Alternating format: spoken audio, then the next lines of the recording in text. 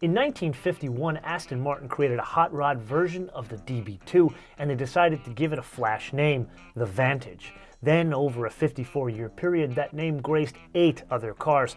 Who can forget the movie cars and, of course, the stunning 1977 William Townes-designed V8 Vantage. Then, in 2005, Aston Martin was reinventing itself, so they decided to reinvent the Vantage, and it became something that no other Vantage was before, a bestseller. Over a 12-year period, Aston Martin sold 21,500 of these things. But if you haven't noticed over the past couple of years, Aston Martin is reinventing itself once again, so it's high time to reinvent the Vantage.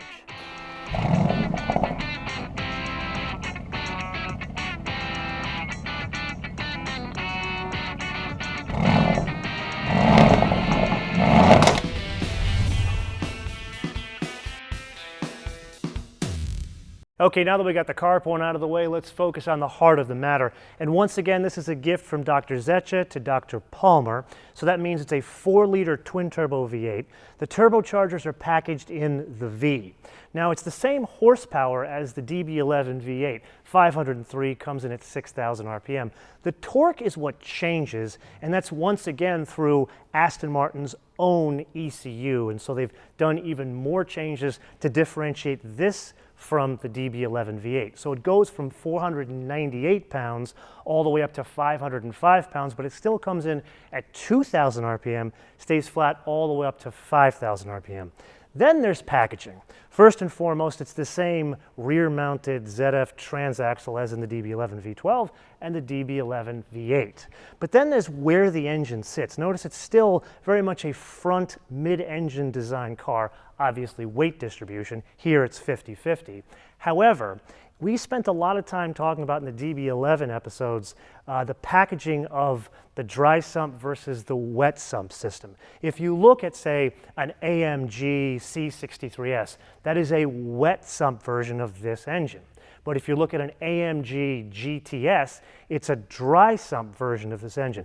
Benefits are very simple. Obviously, it's better regulation of oil flow and better performance because the overall center of gravity is lower.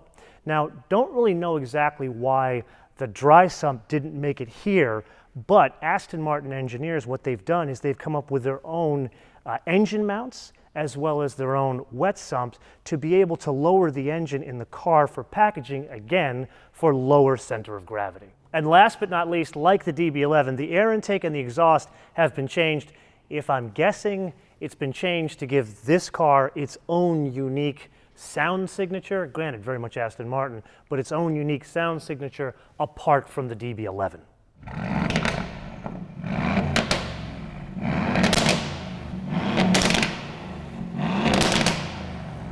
Okay, so those are the things that come from Mercedes. Now let's talk about the things that come from the DB11. First off, the front suspension is a double wishbone setup. The rear suspension is a multi-link setup.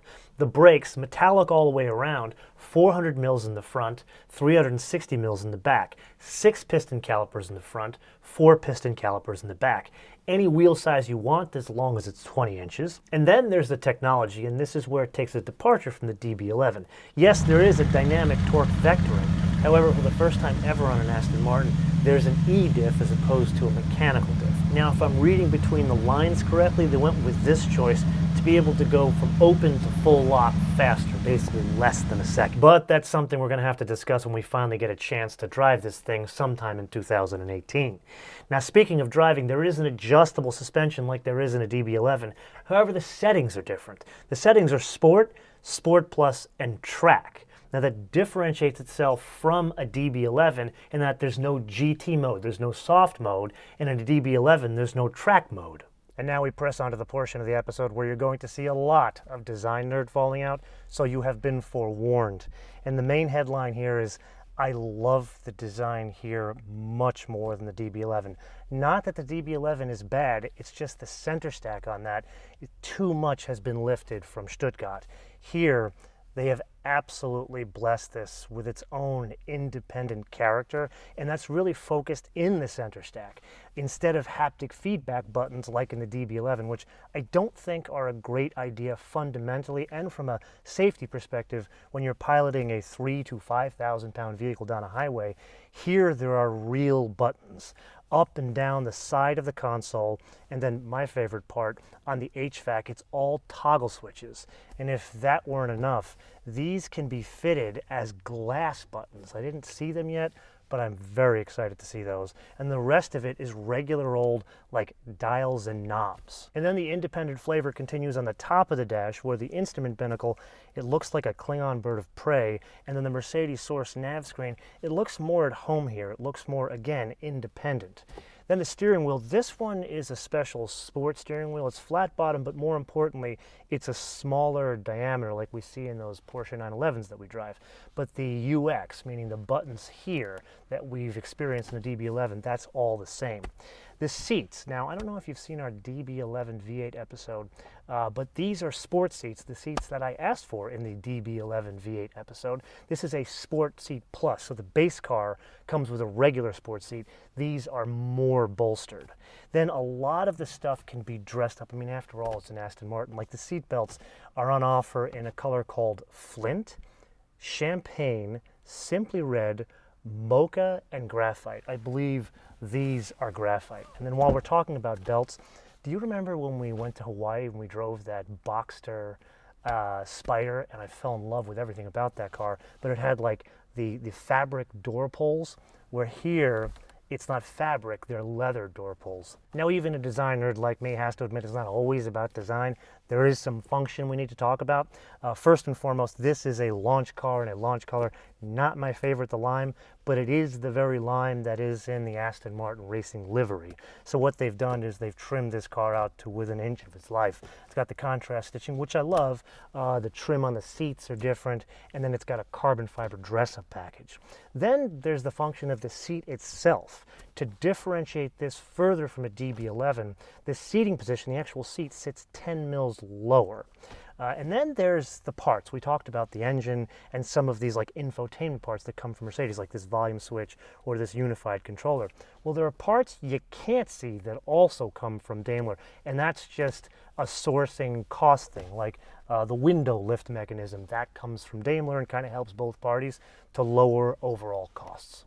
Now there's something that's not readily apparent about the Vantage until you see it in person, and that's the size. This is significantly smaller than a DB11. As a basis of comparison, the wheelbase is 106 inches on this, 110 on the DB11. Even more startling is this is over a foot shorter than a DB11. Now, to create that kind of a difference in size, there had to be a different approach in construction. Yes, it's still very much made the same way Aston Martins are made, through a lot of aluminum construction. However, 70% of the platform is different or really new parts from the DB11. Now, there's one other thing I noticed in my brief advanced time with the Vantage. Dare I say it has a practical amount of storage space? 12 cubic feet. Am I the only one that finds that surprising in this type of a car? Now there's just one more thing. Well, actually there's three more things, but we're going to start with the weight. Now that DB11 V8, that's 3,880 pounds. Not exactly a lightweight, but not exactly a heavyweight.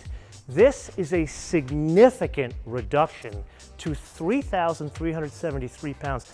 People, that is like 911 territory.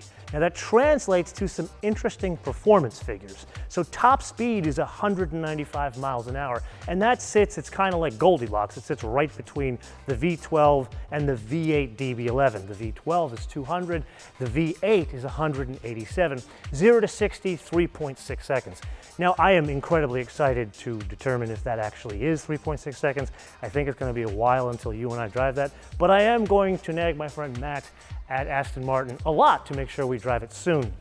Then there is now just one more thing, and this is the most exciting part of this whole exercise, even beyond the design of that interior, and that in about a year's time, this will be on offer with a manual transmission.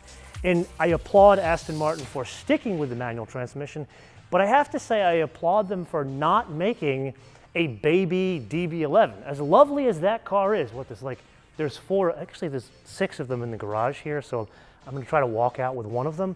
But they could have easily just pared down a DB11 and just call it a day, and people would buy it. But I take my hat off to them for A, taking a little bit of Vulcan, a little bit of DB10, but also its own individual personality. Now I'm going to turn this around to you guys, and I'm going to leave you with a very specific question about design. Let's not talk about tech until we actually drive the thing, but the design. I never like to tell you what you guys can see, so what are your thoughts? I think this actually is a great exercise in extending the Aston Martin design ethos, which usually is that. But I am just one man. What do you think? And you know what? Let me know. Do you own an Aston Martin? Let me know in the comments below or via our social media, MotoManTV all in word, MotoManTV all in word, Facebook, Twitter, and Instagram. And with that, I'm going to say for our friends here in the US as well as expats living overseas, happy Thanksgiving. This has been quite a Thanksgiving surprise here. And until I see you in the next, which will be the first drive review, actually Kumo has a special episode coming up on Thanksgiving, but we're going to go back to a Kia. It's been a very odd week. Start with the Kia, move to an Aston Martin, back to a Kia. Until see you next time, Bishpeta.